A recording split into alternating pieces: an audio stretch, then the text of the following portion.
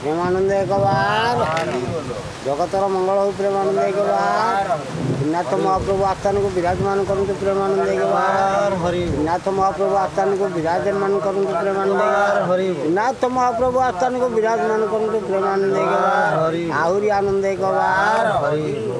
नमामि देव देवस्थ त्रिनाथ भक्त वत्सल ब्रह्मा विष्णु महेश्वर स्वरूप वृततम देव देवस्थ त्रिनाथ ब्रह्मा विष्णु महेश्वर त्रिशूल धारण देव त्रिमूर्त नमो नम प्रेमानंद एक शुण सुजन दे मन त्रिनाथ मेलार आख्यान शुणा हुए कथित पद पद के अमृत श्रीपुर बोलिण जे ग्राम विप्र मधुसूदन नाम दरिद्र विप्र से अटई भिक्षा मागिण दिन नहीं से द्विजवर कथा शुण होइला तार पुत्र जन्म क्षीर नहिला ब्राह्मणीर कि खाई बंचीब कुमर ब्राह्मणी मने विचारिला शुण द्विजवर बोइला पुत्र को क्षीर देवाई खोजी आण जुहाड़ गाई शुणी ब्राह्मणी कहे बाणी बाईची होइलु ब्राह्मणी गरीब द्विज मुहि कहीं पाइबी जुहाड़िया गाई धन रत्नादि थिबा लोक कार्य अटई विवेक प्रेमानंद हरि आ गंडा कथाई जो जनधन संपदे परिपूर्ण ताहाकु लोक सदा डरे ब्राह्मण को बाकी पचारे मुते द्विजवर बाणी शुणी दुखित से ब्राह्मणी आहे विधाता तू कि कलु दरिद्र घरे पुत्र देलु कि खाई बंचीबकु मोर बालक हत्या हेब मोर क्षीर न पाई पुत्रमणि कांदिण लोट धरणी देखी ब्राह्मणी विचार कि बुद्धि करबई मुहि एते विचारी द्विजवर जा कि धन थिला तार तंबा जे कंसा जहा थिला श्रीपुर हाटरे बिकिला भिक्षारु करिण संचय कला से 5 टंका से टंका घेनिण ब्राह्मण मिलिला अपना भुवन निज पत्नी की ताहा देला देखी ब्राह्मणी तोष है बोइला द्विजवर शुण हाड़ धेनु किणी आण ब्राह्मण 5 टंका नहीं बुलिला ग्रामे ग्रामे जाई जे ग्रामे महाजन घर अत्यंत बड़ सौदागर से ग्रामे मिली द्विजवर देखी सन्तोष मन तार धन धान्य परिपूर्ण अटई कुबेर समान धन गुहाल गुहाल दैवे घट सूत्र बेल बबला बोली एक गाई से बड़ ओलिया अटई बिलकु चरी बुली जाई पड़िशा बाड़ी रे पोसई क्षति करई से ओपार ओलारी खाए घर द्वार दिने देखिला सौदागर होई कोपरे थर हर बोइला मुख यालो चाहिए एक्षणी बिकिदेवी मुहि 50 टंका हे बही एथिरे दरकार नहीं एक्षणी ग्राहक पाती 5 टंका को बिकी दियंती एमक्त समय ब्राह्मण बोइला महाजन शुण 50 टंका हेब तोर तहिरे नहीं दरकार 5 टंका देवी मुहि गाई बाछुरी दियो तुई ता शुणी बोले सौदागर बातुल तुही द्विजवर 50 टंका गाई मोर नेबु तू 5 टंकार ता शुणी बोल ई ब्राह्मण सत्यर साधव तो नाम तो वाक्य तुई रक्षा कर सत्य नुहे सौदागर एमंते ब्राह्मण वचने भाई सौदागर मने न जानी कही मुही ब्राह्मण शुणुला कहीं देवे न देवी यही गाई आज असत्य हेबी मुही हेमंत मने विचारा गाई बाछुरी नहीं गला सेठ दीदी चलीगला अपना भुवन मिलला देखिन ब्राह्मणी आनंद मुखता पूर्णिमार चांद आनंद के पारिब कही पुत्र को क्षीर पान दे एमते केते दिन गला दिन रे गाई ताह जिला दिवस शेष संध्या काले ब्राह्मण गाई खोजी गले साही पड़िशा बाड़ी घर खोजी न पाई द्विजवर दुख मनरे से चलिला से दिन रजनी पाइला प्रभात उठी द्विजवर 10 खंडिए धरी कर ब्राह्मण गृह बाहर गाई पाइबा आसे तार एमते केते दूर गला पथरे वृक्ष देखिला से गोटे बड़ बट वृक्ष सेठारे देखिला प्रत्यक्ष से बट वृक्ष कथा शुण से थांती 3 जन ब्रह्मा विष्णु महेश्वर बसिन छति वृक्ष पर से स्थाने ब्राह्मण जे मिली श्रम सारिण गले चली प्रेमानंद गल आउ एमते ब्राह्मण चलते डाकिले प्रभु त्रयनाथे शुणिमा हे द्विजवर किंपाई मन दुख तोर केणिकी करुछ गमन से कथा कह ब्राह्मण शुणी ब्राह्मण जोड़ी कर कह बचन मधुर गरीब द्विज मुह टई भिक्षा मागिण दिन नहीं आज श्रीपुर हाट हो से हाटे खोज बही जाई केगा चोराई नहीं से हाटे विक्रय कर हे गुरुवार मोहर शुण त्रिनाथ ठाकुर बोलते त्रिनाथ गोसाई हाट को जेबे जीवु तुई किसी सौदा आंब आणबू द्विज बर तुई ब्राह्मण बोइला उत्तर किस दे सौदा तुम्बर बोलते त्रिनाथ गोसाई पैसा कर जे गंजाई पान सुपारी पाही कर माल पाए जे पाहीर यही सौदा आंब आणबू द्विज बर तुई या आणबू जे तुई आंबर सौदा दे यही शून्य ब्राह्मण कही पैसा कहूँ पाइबई गरीब द्विज मुह टई भिक्षा मागिण दिन नहीं त्रिनाथ बोलते उत्तर शुणी माहे द्विजवर देख जे बेणा मूल 3 पैसा तार तल 3 पैसा तहु पाई आहुरी बेणा पड़ई बोलते त्रिनाथ गोसाई ब्राह्मण होई लुकी भाई आउ पैसा तही नहीं जहाँ पाइलु थिला तही एमत बचन शुणिला ब्राह्मण तहु चलीगला थोकाए पथ गला भाई मन कि भाविण फेर वृक्ष मूल से मिलला हस्त जोड़िण उहाला ତ୍ରିନାଥ ବୋଲନ୍ତି ଉତ୍ତର କିମ୍ପା ଫେରିଲ ଦ୍ୱିଜବର ବ୍ରାହ୍ମଣ କହେ ଯୋଡ଼ିକର ମାଲ ପାଣିବି କାହିଁର ତ୍ରିନାଥ ବୋଲନ୍ତି ଉତ୍ତର ଆଣିବୁ ତୋର ଗାମୁଛାର ତା ଶୁଣି ବ୍ରାହ୍ମଣ ବୋଲଇ ଲୁଗାରେ ତେଲ କିଆ ସହି ତୁମ୍ଭେ ଯେ ଜଗତ ଗୋସାଇ କପଟ କଲ ମୋଟାଇ ତ୍ରିନାଥ ବୋଲନ୍ତି ଉତ୍ତର କପଟ ନାହିଁ ତୋର ତାର ଆମ୍ଭର ନାମ ଧରି କେହି ଆଣିବୁ ଲୁଗାରେ ପୁରାଇ ମେଲାଣି ମାଗି ଦ୍ୱିଜବର ସେଠାରୁ ହୋଇଲା ବାହାର ଆନନ୍ଦେ ବି ପ୍ରଚଳିଗଲା ଶ୍ରୀପୁର ହାଟରେ ମିଳିଲା ଗୋରୁ ହାଟକୁ ଖୋଜି ଯାଇ ଗୋରୁର ସନ୍ଦେଶ ନ ପାଇ କିଣିଲା ଯେ ପାନ ସୁପାରି ଗଞ୍ଜେଇ ସଉଦା ସେ ସାରି ତେଲ ହାଟକୁ ଚଳିଗଲା ତେଲିକି ତେଲ ସେ ମାଗିଲା ସମସ୍ତେ ନାହିଁ ନାହିଁ କଲେ ପାଗଳା ବିପ୍ର ଏଇ ବୋଇଲେ ଆଉ ସେଠାରୁ ଚଳିନ ସେ ଗଲା ବୁଢ଼ା ତେଲିକି ପଚାରିଲା ବୁଢ଼ା ଯେ ବୋଇଲା ଗୋସାଇଁ କେତେ ମାଲପା ନେବୁ କେହି ବ୍ରାହ୍ମଣ ବୋଇଲା ଉତ୍ତର ମାଲପା ନେବି ପାହି ତୋର ତେଲିରେ ତେଲ ମାପ କଲା ବ୍ରାହ୍ମଣ ଗାମୁଛା ପାତିଲା ତେଲି ଯେ ମନେ ବିଚାର ଏଇ ବାତୁଳ ବିପ୍ର ଏ ଟୋଇ ଏହାକୁ ଭୁଲାଇ ନ ଦେବି ପଇସା ଗୋଟି ମୁହିଁ ନେବି ନଳକୁ ତଳ ମୁଖ କରି ତେଲ ମାପ ହୋଇ ଯତ୍ନ କରି ଗାମୁଛା କାନିରେ ସେ ଦେଲା ତା ଘେନି ବିପ୍ର ଚଳିଗଲା ତେଲି ଯେ ବସିଥିଲା ହାଟେ ଦେଖିଲା ତେଲ ନାହିଁ ମୋଟେ ତକ୍ଷଣେ ତେଲ କାହିଁ ଗଲା ଯେ ଭାଣ୍ଡ ପୂର୍ଣ୍ଣ ହୋଇଥିଲା ତା ଦେଖି ତେଲି ମୋହ ଯାଇ ଅଜ୍ଞାନେ ଭୂମିରେ ଲୁଟୋଇ ଦେଖିଣ ସମସ୍ତେ ଧାଇଁଲେ ବୁଢ଼ାକୁ ତୋଳି ନ ଧଇଲେ ପ୍ରେମାନନ୍ଦ ଆଉ ବୁଢ଼ାର ମୁଖ୍ୟ ଜଳ ସିଞ୍ଚି ସଚେତ କରିନ ବସାନ୍ତି ବୁଢ଼ା ଯେ ପାଇଲା ଚେତନ ସମସ୍ତେ ପୁଛିଲେ କାରଣ ବୁଢ଼ା ବୋଲଇ କ୍ରୋଧ ହୋଇକି ବୁଦ୍ଧି କରିବ ମୁଇଁ କାଉଁ ସେ ବ୍ରାହ୍ମଣ ହୋଇଲା ତେଲ ନଳିଏ କିଣି ନେଲା ଏକ କ୍ଷଣି ଗଲା ସେ ପଳାଇ ଦେଖିଲି ଭାଣ୍ଡେ ତେଲ ନାହିଁ ଆମ୍ବକୁ ତେଲ ମାଗୁଥିଲା ନାହିଁ କଲୁ ସେ ଫେରିଗଲା ମୋତେ ସମସ୍ତେ ଧାଇଁଲେ ବ୍ରାହ୍ମଣ ପାଖରେ ମିଳିଲେ ସମସ୍ତେ ବୋଲନ୍ତି ଉତ୍ତର ଶୁଣିବା ଏ ଦ୍ୱିଜବର ତେଲ ଯେ ଆଣି ଛୋଗ ସାଇଁ ସେ ତେଲ ଚୁଣା ହୋଇ ଦେବୁ ଯେ ଭରଣା କରିନ ଫେରିନ ତଳ ହେ ବ୍ରାହ୍ମଣ ପୁଣି ବ୍ରାହ୍ମଣ ଚଳିଗଲା ହାଟ ମଧ୍ୟରେ ସେ ମିଳିଲା ମୋଟରେ ତେଲ ଦେଲା ଢାଳି ତକ୍ଷଣେ ପଡ଼ିଲା ଆଉ ଚୁଳି ଦେଖିନ ତେଲି ଯେ ଆନନ୍ଦ ମୁଖତା ପୂର୍ଣ୍ଣିମାର ଚାନ୍ଦ ନଳକୁ ଠିକରେ ସେ ଧରି ତେଲ ମାପ ଯତ୍ନ କରି ବ୍ରାହ୍ମଣ ଲୁଗାରେ ସେ ଦେଲା ଘେନି ବ୍ରାହ୍ମଣ ଚଳିଗଲା ମିଳିଲା ଯାଇ ବୃକ୍ଷ କତି ଯେ ବୃକ୍ଷ ତ୍ରିନାଥ ଅଛନ୍ତି ତାଙ୍କର ସଉଦା ସେ ଦେଇ ମେଲାଣି ତାହାଙ୍କୁ ମାଗଇ ତ୍ରିନାଥ ବୋଲନ୍ତି ଉତ୍ତର ଶୁଣିବା ଏ ଦ୍ୱିଜବର ଦେଖିଣ ଏ କଷ୍ଟ ତୁମ୍ବର ସୁଦୟା ହୋଇଲା ଆମ୍ଭର କଥା ଆମ୍ଭ ଠାରୁ ଶୁଣ ସେବ ତୁ ଆମ୍ଭର ଚରଣ ଦୁଃଖ ଦୁଃଖ ଯିବ ତୋର ସମ୍ପଦ ମିଳିବ ପାର ତା ଶୁଣି ବ୍ରାହ୍ମଣ କହି କି ଦ୍ରବ୍ୟ ପୂଜା କରିବ ତ୍ରିନାଥ ବୋଲନ୍ତି ଉତ୍ତର ଶୁଣ ଗରିବ ଦ୍ୱିଜବର ଦ୍ରବ୍ୟ ଯେ ନ ଲାଗଇ ଅତି ଅଳପେ ହେଉ ଯେ ତୃପତି ଏହି ଯେ ସଉଦା ଆମ୍ଭର ଅଟଇ ତିନି ପଇସାର ତ୍ରିନାଥ ନିଜ ପୂଜା ହିଁ ମେଳା ତୁ ଦିଅ ବିପ୍ର ସାଇ କିଲମ ତିନି ଗୋଟି କରି ଗଞ୍ଜେଇ ଦଳି ତହିଁ ବରି ଅଗ୍ନି ଯେ ଲଗାଇ ତହିଁରେ ଥୋଇବ ଯତନ ପ୍ରକାରେ ପ୍ରଦୀପ ତିନି ଗୋଟି କରି ମାଲପା ଦେଇ ଭଟି ଭରି ପାନ ସୁପାରି ସଜାଡ଼ିବ ଆସ ଏ ତ୍ରିନାଥ ବୋଲିବ ରାତ୍ରର ପ୍ରଥମ ପ୍ରହରେ ଆପଣା ମନ୍ଦିର ଭିତରେ ଡକାଇ ସର୍ବପ୍ରିୟ ଜନେ ପୂଜିବ ତ୍ରିନାଥ ଚରଣେ ଦିବ୍ୟ ଆସନ ତହିଁ ଦେଇ ସକଳ ପଦାର୍ଥ ଯୋଗାଇ ନବେ ଯେ କେବେ ନ କରିବ କେବଳ ସମର୍ପଣ ଦେବ ଏମନ୍ତ କରି ମେଳା ଦିଅ ସକଳ ପାପ ପାରିବ ତା ଶୁଣି ଦରିଦ୍ର ବ୍ରାହ୍ମଣ ମେଳା ସେ କଲା କବିଆଣ ବୃକ୍ଷ ମୂଳରେ ମେଳା ଦେଇ ସାଜି ରଖିଲା ସେ ଗଞ୍ଜାଇ ଦୀପ ଜଳନେ ନାହିଁ ବତି ବିଚାରେ ସେହି ଦ୍ୱିଜପତି ତ୍ରିନାଥ ବୋଲନ୍ତି ଉତ୍ତର ଗାମୁଛା କାନି ଚିର ତୋର ତା ଶୁଣି ବ୍ରାହ୍ମଣ କହି ଗରିବ ଦ୍ୱିଜ ମୁହଁ ଟଇ ଭିକ୍ଷା ମାଗିଣ ଦିନ ନେଇ ଏ ରୂପେ କୁଟୁମ୍ବ ପୋଷଇ ଅନ୍ନ ବସ୍ତ୍ରରେ ମୁହିଁ ଦୁଃଖୀ ଗାମୁଛା ମାଗିଣ କରିଛି ଦୀପ ଜଳନେ ବତି ନାହିଁ ବିଚାରେ ଦ୍ୱିଜବର ତହିଁ ଗାଈକୁ ମୋର ଚୋର ନେଲା ଗାମୁଛା ପୁଣି ବତି ହେଲା କୁଟୁମ୍ବ ଉପବାସେ ରହି ମୋତେ ଯେ ଥିବେ ବାଟ ଚାହିଁକି ବୁଦ୍ଧି କରିବ ମୁହିଁ ବସୁନ ମନରେ ଭାବଇ ତ୍ରିନାଥ ବୋଲନ୍ତି ଉତ୍ତର ବ୍ରାହ୍ମଣ ଭାବନା ନ କର ଗାଈ ବାଛୁରୀ ତୋ ମିଳିବେ କୁଟୁମ୍ବ ସୁସ୍ଥରେ ରହିବେ ବସ୍ତ୍ର ହିଁ ବହୁତ ମିଳିବ ଧନ ସମ୍ପଦ ପୂର୍ଣ୍ଣ ହେବ ବ୍ରାହ୍ମଣ କହେ ଯୋଡ଼ି କର ଯେବେ ଭାଗ୍ୟ ହେବ ମୋର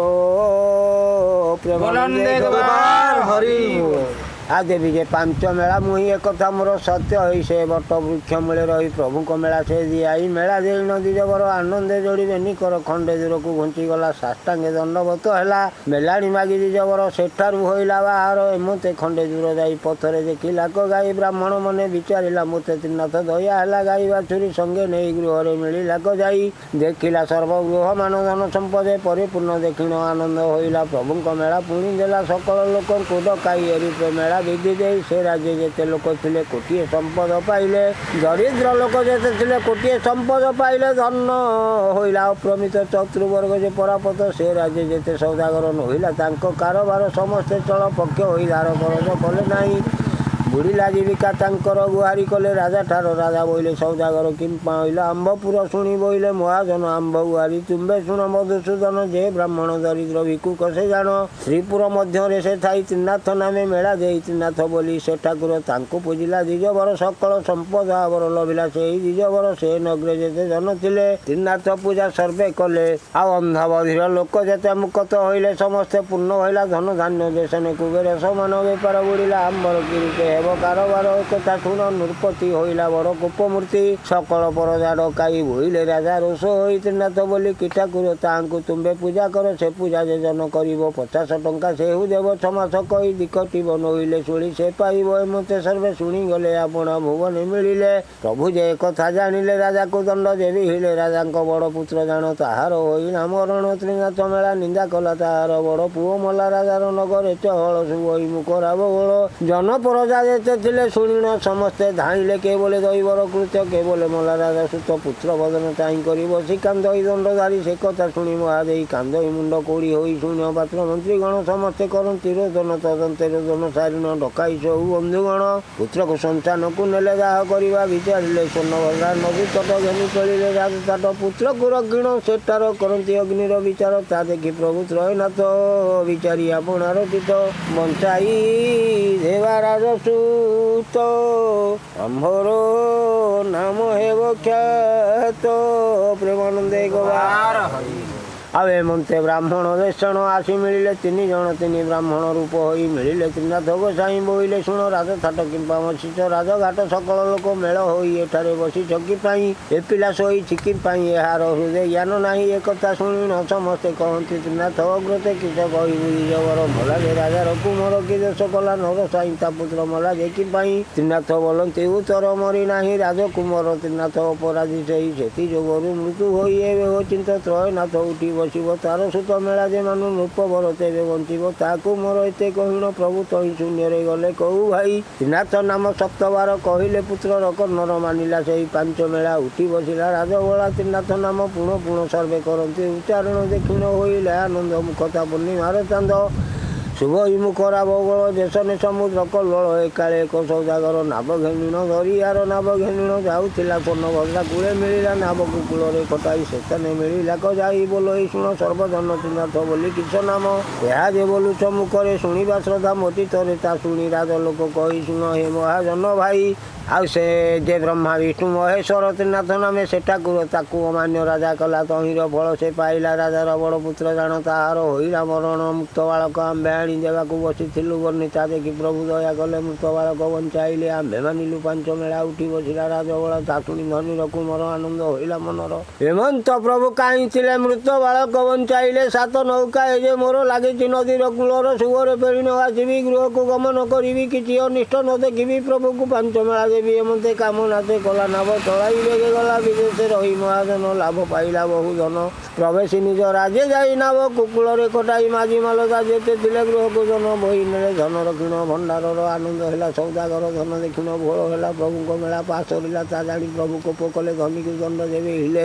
ଅର୍ଧେକ ମାଲ ନେଇଥିଲା ଅର୍ଧେକ ଜଳରେ ବୁଡ଼ିଲା ମାଝି ମାଲଦା ଯେତେ ଥିଲେ ସମସ୍ତେ ଜଳରେ ବୁଡ଼ିଲେ ତା ଦେଖି ଧନୀର କୁମର ଅଜ୍ଞାନେ ଲୋଟୋଇ ଭୂମିର ସଚେତ ହୋଇ ପୁଣ ପୁଣ କାନ୍ଦେ ବିଧାତା ସୁମରିଣ ଶୂନ୍ୟରେ ଥାଇ ତ୍ରୟନାଥ ଡାକିଲେ ଶୁଣ ଧନୀ ସୁତା ତୁଜେ ନ ଦେଲୁ ଆମ୍ଭ ମେଳା ସେ ଯୋଗୁ ବୁଡ଼ିଲା ତୋ ଭେଳା ପ୍ରେମାନନ୍ଦେ ଗବାର ହରି ବୋଲ ଆଉ ଯେବେ ତୁ 5 ମେଳା ଦେବୁ ତେବେ ତୋ ଭେଳା ତୁ ପାଇବୁ ଏମନ୍ତ ଶୁଣି ସୌଦାଗର ବିଚାରି ଆପଣା ମନର ପୂର୍ବେ କାମନା କରିଥିଲି ପ୍ରଭୁଙ୍କ ମେଳା ପାସରିଲି ସକଳ କର୍ମ କରି ଦୂର ପୂଜିରେ ତ୍ରିନାଥ ଭୟର ଏମନ୍ତେ କାମନା ସେ କଲା ମେଳାର ବିଧି ଆଇଲା ସକଳ ଲୋକଙ୍କୁ ଅଣାଇ ପ୍ରଭୁଙ୍କ ମେଳା ସେ ଦି ଆଇ ମେଳା ଜୈନ ସୌଦାଗର ଆନନ୍ଦ ଜଡ଼ିବେନି କର ନାବ ଜଳରେ ବୁଡ଼ିଥିଲା ଦକ୍ଷିଣ ବାହାର ହୋଇଲା ଦକ୍ଷିଣ ଧନୀ ଯେ ଆନନ୍ଦ ମୁଖତା ପୂର୍ଣ୍ଣିମାର ଚାନ୍ଦ ମାଝି ମାଲଦା ଯେତେ ଥିଲେ ଗୃହକୁ ଧନ ବହି ନେଲେ ମତେ ଧନୀର କୁମର ମିଳିଲା ଆପଣା ମନ୍ଦିର ସେଦିନ ଧନୀର କୁମର ଡକାଇ ବନ୍ଧୁ ସହୋଦର ପାନ ଗୁଆ ଗଞ୍ଜାଇ ତେଲ ଧନୀ ସକଳ କଲା ଠୁଳ ଏମତେ ମେଳା ବିଧି ଦେଇ ସାଷ୍ଟାଙ୍ଗେ ଦଣ୍ଡବତ ହୋଇ ରାଜ୍ୟରେ ଦେଲା ଘୋଷଣ ଦେଖି ହୋଇଲେ ସର୍ବଜନ ଏମତେ ଜଣେ ଅନ୍ଧ ତହିଁ ଡାକଇ ଆହି ଭାଇ ଭାଇ ତୁମେ କି କିସ ତୁମ୍ଭ ନାମ କେଣିକି କରୁଛ ଗମନ ଏମନ୍ତେ ଅନ୍ଧର ବଚନେ ଅଛି ବୋଲନ୍ତି ସର୍ବଜନେ ଆମ୍ଭେ ଯାଉଛୁ ସର୍ବଜନେ ତ୍ରିନାଥ ମେଳା ଦର୍ଶନେ ତା ଶୁଣି ସେ ଅନ୍ଧ ବୋଲଇ ମୋହର ପୁଣି ଚକ୍ଷୁ ନାହିଁ ତୁମେ ତ ଦେଖିବ ଚକ୍ଷୁର ମୁଁ ପାପି ଦେଖିବି କାହିଁର ସର୍ବେ କହନ୍ତି ଅନ୍ଧ ଶୁଣ ଚିନ୍ତ ତ୍ରିନାଥ ଚରଣ ଭଲ ହୋଇବ ଚକ୍ଷୁ ତୋର ଦେଖିବୁ ପୂଜା ପ୍ରଭୁଙ୍କର ଏହା କହିଣ ଚଳିଗଲେ ତ୍ରିନାଥ ପୂଜାରେ ମିଳିଲେ ଆଉ ଅନ୍ଧ ଯେ ବସିଣ ବାଟରେ ତ୍ରିନାଥ ଜପ ମନରେ ମୋତେ ଅନ୍ଧ ଜପୁଥିଲା କିଞ୍ଚିତ ମାତ୍ର ଦୃଶ୍ୟ ହେଲା ତହୁଁ ସେ ଅଣ୍ଡାଳି ଅଣ୍ଡାଳି ଖଣ୍ଡେ ଦୂରକୁ ଗଲା ତଳି ମୋତେ ଏକ ଛୋଟା ତହିଁ ବାଟରେ ବସିବି ଆଉ ବାଟରେ ବସିଣ ଛଇ ସେଠାରେ ଅନ୍ଧ ଯେ ମିଳିଲା ଛୋଟା ଦେଖିଣ ପଚାରିଲା ସ୍ୱଭାବେ ଅନ୍ଧ ତୁଇ କାହିଁକି ଯାଉ କଷ୍ଟ ପାଇ ଅନ୍ଧ ବୋଲଇ ଶୁଣ ଭାଇ ମେଳା ଦେଖିଣ ଯିବି ମୁଇଁ ଛୋଟା ବୋଲଇ ଶୁଣ ଭାଇ ମୋତେ ପ୍ରଭୁଙ୍କ ଦୟା ନାହିଁ ହସ୍ତପାଦରେ ନାହିଁ ମୋର ଚାଲିବି କେ ବଣ ପ୍ରକାର ପାଦ ଯେ ତୋର ଛଇ ଅଣ୍ଡାଳି ଚାଲିଯିବୁ ତୁଇ ଅନ୍ଧ ବୋଲଇ ଶୁଣ ଭାଇ ତ୍ରିନାଥ ନାମ ଜପ ତୁଇ ଭଲ ହୋଇବ ଗୋଡ଼ ହାତ ଏକ୍ଷଣି ହୋଇଯିବା ସାଥ ସ୍ୱଭାବେ ଅନ୍ଧ ଥିଲି ମୁଇଁ କିଛି ଯଦି ଥିଲା ନାହିଁ ଜପିଲି ତ୍ରିନାଥଙ୍କ ନାମ କିଞ୍ଚିତ ଦୃଶ୍ୟ ହେଲା ଜାଣ ଏ ତୁ ଚିନ୍ତ ତୁ ତ୍ରିନାଥ ଖଣ୍ଡିବେ ତୋର ଦୂରିତ ତ୍ରିନାଥ ତ୍ରିନାଥ ତ୍ରିନାଥ ଛୋଟା ବହି ହୃଦଗତ ଛୋଟା ବୋଲଇ ଅନ୍ଧ ଭାଇ କଥାଏ କହି ବହି ମୁଇଁ ଗୋଡ଼ ଯେ ଅଛଇ ତୋର ମୁଁ ପାପି ଚାଲିବି କାହିଁର ମୋତେ ତୁ ବସା କାନ୍ଧର ଅଣ୍ଡାଳି ଚାଲ ଧୀର ଧୀର ମୁଁ ଯେ କଢ଼ାଇ ନେବି ପଥ ନିଶ୍ଚୟ ଚାଲ ଏ ସଙ୍ଗାତ ତୋ କାଏ ପଥ ତହୁଁ ଯାଇ ବସିଲେ ବାଟେ ଶ୍ରମ ପାଇ ଅନ୍ଧ ବୋଲଇ ହେ ସଙ୍ଗାତେ ସବୁ ତ ଦିଶିଲାଣି ମୋତେ ଛୋଟା ବୋଲଇ ଆରେ ଭାଇ ଏବେ ତ ଚାଲିଯିବି ମୁହିଁ ଅନ୍ଧ ଛୋଟାରେ ଚଳିଗଲେ ତ୍ରିନାଥ ମେଳାରେ ମିଳିଲେ ପ୍ରେମାନନ୍ଦ ଆଉ ଏମନ୍ତେ ଏକ ଯେ ବୈଷ୍ଣବ ନିତ୍ୟ ଆସଇ ମେଳା ଠାବ ମେଳା ନ ସରୁ ସେହି ଯାଇ ଆପଣା ଗୃହରେ ମିଳଇ ଏମନ୍ତେ କରେ ପ୍ରତିଦିନ ମେଳା ନ ସରୁ ଯାଏ ପୁଣି ସକାଳେ ମେଳା ପୂର୍ଣ୍ଣ କରି ନିଜ ମନ୍ଦିରରେ ଯାଆନ୍ତି ଚଳି ସମସ୍ତେ ବିଚାର କରନ୍ତି ବୈଷ୍ଣବ ଚିନ୍ତା ଆଗେ ଯାଆନ୍ତି କାହାକୁ ଆଗେ ମେଳାରେ ବସାଇ ନ ଦେବା ସଭାରେ ସମସ୍ତେ ଏକମୁଖ ହୋଇ ବୈଷ୍ଣବ ମୁଖ ଚାହିଁ କହି ମେଳା ନ ସରୁ ଯାଉ ହୋଇ ମେଳା ଟିକେ ମନା ହୋଇ ମେଳା ନ ସରୁ ନ ଯିବ ଏକଥା ସତ୍ୟ ମୋହ କହି ଯେବେ ଆସିବେ ଗୁରୁ ମୋର ତେବେ ନ ଯିବେ ପୁନର୍ବାର ରହିବେ ଗୁରୁ ସେଦିନର ଆସି ମିଳିଲେ ତାର ଘର ଗୁରୁ ନ ପାଇ ବୈଷ୍ଣବକୁ ପଚାରେ ବୈଷ୍ଣବ ମାତାକୁ ତା ମାତା ବୋଲନ୍ତି ଉତ୍ତର ପୁତ୍ର ଯାଇଛି ମେଳା ଠାର ସାଧୁ ଯେ ବୋଲୁଛନ୍ତି ତହିଁ କେବଳ ମେଳା ସେ ଅଟଇ ଆ ପାନ ସୁପାରିରେ ଗଞ୍ଜାଇ ମାଲପା ଯିବ ତହିଁ ଥୋଇ କେବଳ ସମର୍ପଣ ହୋଇ ତାହାଙ୍କ ନିଜ ପୂଜାଇ ତା ଶୁଣି ସାଧୁ ଚଳିଗଲେ ତ୍ରିନାଥ ମେଳାରେ ମିଳିଲେ ଦେଖନ୍ତି ସର୍ବ ଲୋକମାନେ ପୂଜନ୍ତି ତ୍ରିନାଥ ଚରଣେ ଦେଖିଣ ସାଧୁ କୋପ କଲେ ବହୁତ ଗାଳି ତାକୁ ଦେଲେ ମେଳା ସ୍ଥାନ ଭାଙ୍ଗି ଦେଇ ଗୋଡ଼ରେ ଦେଲେ ଫୋପଡ଼ାଇ ବୈଷ୍ଣବକୁ ସାଧୁ ଚାହିଁ ବହୁତ ଗାଳି ତାକୁ ଦେଇ ଶିଷ୍ୟକୁ ସଙ୍ଗତରେ ନେଲେ ସେଠାରୁ ସାଧୁ ଚଳିଗଲେ ଥୋକାଏ ପଥ ବହିଯାନ୍ତେ ମେଘ ଯେ ବରସିଲା ପଥେ ଘୋର ଅନ୍ଧକାର ହୋଇଲା ଚାଲିବା ପଥ ନ ଦିଶିଲା ପବନ ବହେ ଅଣଚାଷ ନଦୀ ସେ ଗ୍ରାମ ନଗର ଦେଶ ମେଘର ଗମ୍ଭୀର ଗର୍ଜନ ବିଜୁଳି ତେଜ ଘନ ଘନ ଗୁରୁ ଶିଷ୍ୟ ଯେ ଦୁହେଁ ତହିଁ ବହୁତ ଅବସ୍ଥା ସେ ପାଇ ନ ପାଇ ବୈଷ୍ଣବର ଘର ଗଣା ହୋଇଲେ ସେ ବାଟର ବୈଷ୍ଣବ ଘର ନ ଯାଇଣ ସାଧୁର ଦ୍ୱାରେ ପହଞ୍ଚିଣ ଜାଣିଲେ ସାଧୁର ମନ୍ଦିରେ ତା ମାତା କାନ୍ଦୁଛି ଦୁଆରେ ସାଧୁ ହୋଇଲା ଆତମ୍ବିତ ମରିଛି ତାର ଭାଗ୍ୟାଚ୍ୟୁତ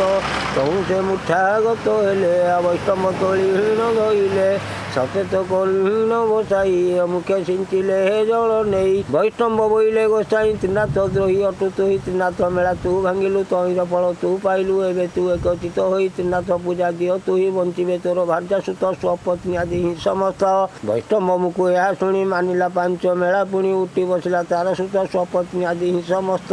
ସାଧୁ ଯେ ମନେ ବିଚାର ଅପରାଧ ମୁହିଁ ଯେ କଲହିଁ ତ୍ରିନାଥ ମେଳା ମୁଁ ଭାଙ୍ଗିଲି ତହିଁର ଫଳ ମୁଁ ପାଇଲି ମୋର ଅଧର୍ମୀ ପାମର ମହିମାନ ଜାଣେ ପ୍ରଭୁର ମେଳାର ଯେତେ ବିଧିମାନ ସମସ୍ତ କଲା କଭିଆଣ ଆନନ୍ଦ ମେଳା ସମର୍ପିଲା ପ୍ରଭୁଙ୍କୁ ନମସ୍କାର କଲା ମାଲପା ଜଳି ନ ସରିଲା ପ୍ରଭୁଙ୍କ ମେଳା ପୂର୍ଣ୍ଣ ହେଲା ପାନ ସୁପାରି ଯେ ଗଞ୍ଜାଇ ସମସ୍ତେ ବାଣ୍ଟିଣ ଯେ ଖାଇ ଏ ଗୀତ ଯେ ଜନ ଶୁଣିବେ ଅନ୍ଧକୁଷ୍ଠରୁ ମୁକ୍ତି ହେବେ ପୁରୁଷ ଜନ ଯେ ଶୁଣିବେ ଅନ୍ନ ବସ୍ତ୍ରରେ ସୁଖୀ ହେବେ ଅପୁତ୍ରୀ ସ୍ତ୍ରୀ ପୁତ୍ର ପାଆନ୍ତି ଶ୍ରଦ୍ଧାରେ ଯେବେ ସେ ଶୁଣନ୍ତି ପ୍ରେମାନନ୍ଦ ଗବାର ହରି ବୋଲ ହାସ୍ୟ ଯେ ହାକୁ କରିବେ ଅନ୍ଧ ବଧିର ସେ ହୋଇବେ ପୂଜାକୁ ତାଙ୍କ ଦ୍ରବ୍ୟମାନ ଆଣି କରିବ ସମର୍ପଣ ଯେ ବ୍ରହ୍ମା ବିଷ୍ଣୁ ମହେଶ୍ୱର ତାଙ୍କ ଚରଣେ ନମସ୍କାର ତିନିକି ତିନି ଠାବ କରି ଅଗ୍ରେ ପୂଜିବ ନରହରି ଗନ୍ଧ ଚନ୍ଦନ ପୁଷ୍ପ ଆଣି ତୋଷିବ ଜଣେ ଜଣେ ପୁଣି ନୈବେଦ୍ୟ ସମର୍ପଣ ଦେବ ଯେ ଯାହା ଶୁଭ ମନାସିବ ତାମ୍ବୁଳ ତିନି ଭାଗ କରି ଆଗେ ରଖିବ ଯତ୍ନ କରି ଆସ୍ଥାନ ତହିଁର ଉପରେ ଗଣେଶ ରହିବେ ବାମରେ ତିନି ବତୀ ଯେ ଲଗାଇବ ଆସ ହେ ତ୍ରିନାଥ ବୋଲିବ ସବୁ ଯେ ଅର୍ପଣ କରିବ ତ୍ରିନାଥ ଚରଣେ ପଡ଼ିବ ସମସ୍ତେ ଏକ ମନେ ବସି କଥା ଶୁଣିନ ହେବ ତୋଷି ପ୍ରସାଦ ବାଣ୍ଟି ନ ଖାଇବ ଅଳ୍ପ ବହୁତ ନ କହିବ ଏ ଗୀତ ହୋଇଲା ସମ୍ପୂର୍ଣ୍ଣ ତ୍ରିନାଥ ବୋଲ ସର୍ବଜନ ବୋଲ ସର୍ବଜନ ବୋଲ ସର୍ବଜନ ତ୍ରିନାଥ ବୋଲ ସର୍ବଜନ ପ୍ରେମାନନ୍ଦେ ଗବାର ହରି ବୋଲ ତ୍ରିନାଥ হে অনাথ জনকনাথ দিনহীন কিব নিবি দিনহীন কিব নিবি মহিমা অনন্ত ত্রিনাথ হে অনাথ জনকনাথ ব্রহ্মা বিষ্ণু মহেশ্বর ত্রিনাথ নামে প্রচার যাহা নামে বিপ্রবর যাহা নামে বিপ্রবর পূর্ণ মনোরথ ত্রিনাথ হে অনাথ জনকনাথ ধরিণ যাহার নাম অন্ধ পায়ে চক্ষু দান ছোটা পাদ পাই পূর্ণ ছোটা পাদ পাই পূর্ণ হইলা মুকত ত্রিনাথ হে অনাথ জনকনাথ পাশরিলা সৌদাগর নাব বুড়িলা তাহার মহিমা বলে উধার মহিমা বলে উধার হইলা যথার্থ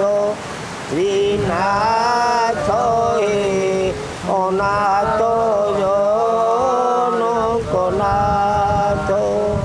নিন্দন্তে বৈষ্ণব গুরু বংশনাশ সমূলରୁ হইবা দেখি ভজিলা ত্রিনাথ ত্রিনাথ ত্রিনাথ হে অনাথ জনকনাথ বাসে দিন বল রাম ভজ ত্রিনাথ চরণ ধ্যাନରେ হটিব যম মিলিব সুপথ ত্রিনাথ হে